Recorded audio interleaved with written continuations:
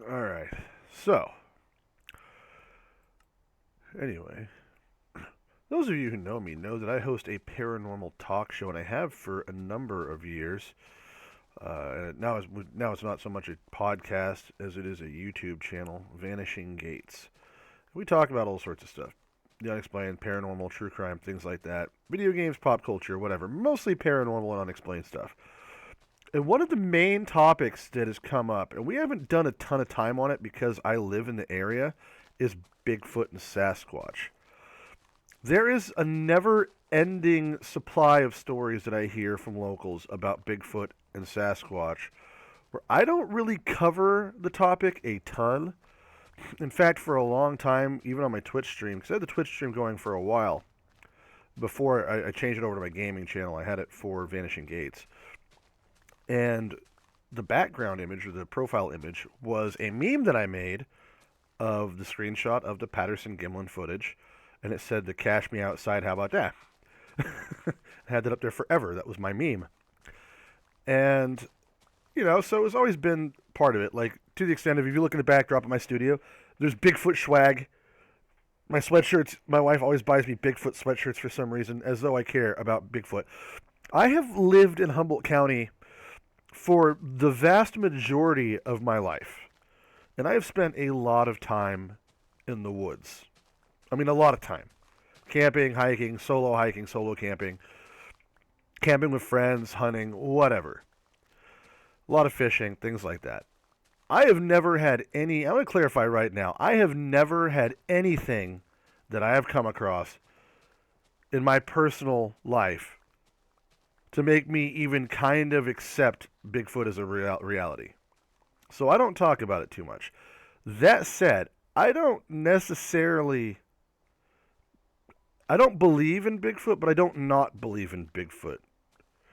I can see, after being in the woods and stuff, after being out and about in my area, I can see where a group of land apes could survive quietly.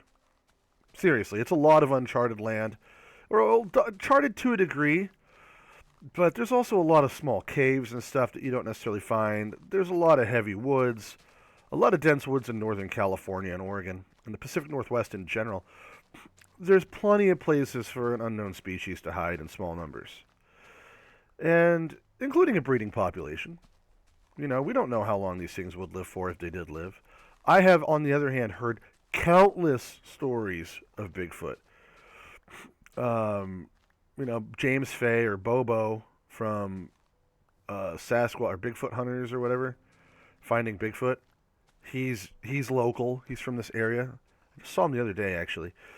Um, the local bar that I drank at that he would go to occasionally. We've had a couple beers together. I don't know the guy super well, but he's a super nice guy. He's got some crazy stories. He's told a few to me, as he has to just about everybody. I've had my cousin's late father, I guess, encountered Bigfoot while they were all camping out in the woods, out by one of the reservations, and this guy, apparently, the story was he wasn't scared of anything. I think his name was Tom. He died long before I was born. I don't think I ever met him. I don't know if he died or if he just, I don't know. My aunt had like 7 husbands or something, so it's hard to keep track of which one was which. And she was much older, like a different generation. My mom was one of 11 kids, so a lot of siblings, and she was one of the younger of the group. So, but I guess Tom or whatever his name was went out in the woods and came back just mortified, and he swore up and down he just ran face to face into Bigfoot, scared the hell living crap out of the guy. And that guy was in the woods his whole life too, I guess. Native dude, I guess, and res dweller. I don't think he was a sidewalk native, but I don't know. He might have been. But just to bring this up to say, I don't know. That's why I don't. Because I've been asked why we don't do a lot of Bigfoot stuff, even though it comes up. We go to Bigfoot days. We've gotten a booth there before. We're going to try to go again this year, and I'm going to try to get another booth. Just because it's fun, I'd like to stream from there again if we can. They usually provide internet, so we can live stream and interview people. I've been working on a Bigfoot documentary for almost 10 years now, and I've made no progress whatsoever. But yeah, that's why I don't really talk too much about Bigfoot, man. And then you hear some of the stories about it. You see all the footage. And the Patterson Gimlin footage, I 100% don't believe that's legitimate footage. I think the footage is real, and I think it's a guy in a suit.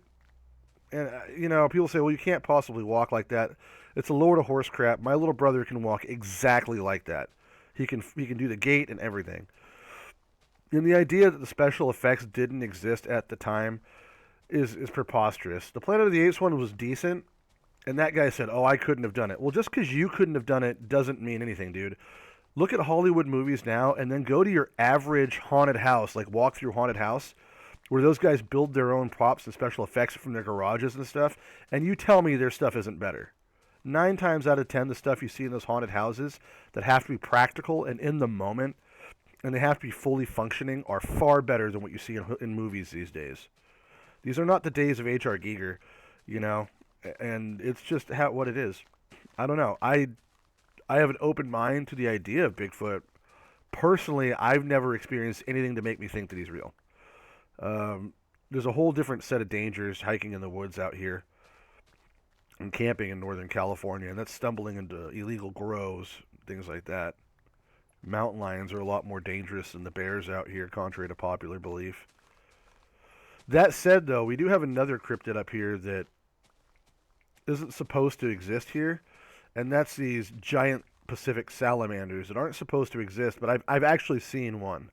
And I've seen one relatively close to human life. So I know those do exist from personal experience. And it was just in a creek. Big old thing. That said, people have argued, well, no, you just saw what you thought was a larger than average. I'm like, dude, I was less than a few inches away from the damn thing when I got to look at it. I know how big it was, and I'm a carpenter by trade. Give me a break. I work in measurements, bro. It's just what it is. I'm not a good carpenter. I don't want you to get the wrong impression. I'm a handyman carpenter. I do work on guitars occasionally.